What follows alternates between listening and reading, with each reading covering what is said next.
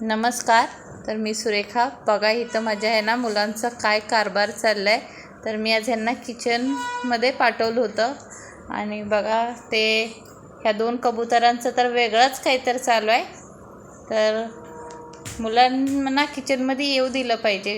आता तुम्ही म्हणताल इथं गॅस चालू आहे, एवढी लहान मुलं तू आहे ना किचनमध्ये सोडतीस कशी. पण काही नाही हो, लहान वयातच आहे ना खूप काही शिकून जातात मुलं. म्हणून त्यांना किचनमध्ये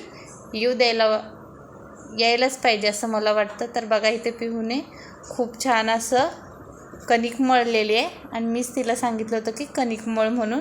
तिकडे माझा कुकर चालू आहे आणि ह्याच्यामध्ये डाळ टाकले आणि इकडे पिहूला मी सांगितलं चल आज तू कणिक मळून दे. आणि बघू शकता तुम्ही तिनं खूप सुंदर अशी कणिक मळलेली आहे.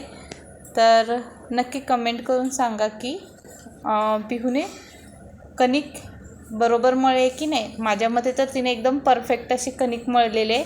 मी हात पण लावून बघितलं होतं तर खूप छान अशी आहे ना कणिक मळलेली आहे तिनं.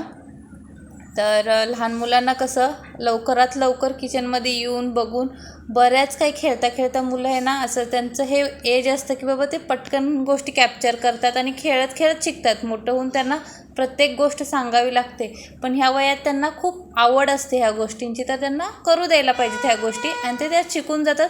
आणि आपल्याला जास्त असं वेगळं काही त्यांना आहे ना शिकवायची गरज पडत नाही. आम्ही लहानपणी असंच आहे ना खेळत खेळतच आमच्या आईने असंच आम्हाला आहे ना कधी कधी आहे ना करायला लावूनच आम्ही शिकलेलो आहे. तर तुम्हाला काय वाटतं, हा माझा निर्णय चुकीचा आहे की बरोबर आहे ते तुम्ही मला नक्की कमेंट करून सांगा. आणि हो, पिऊने कणिक कशी मळले ते मला नक्की कमेंट करून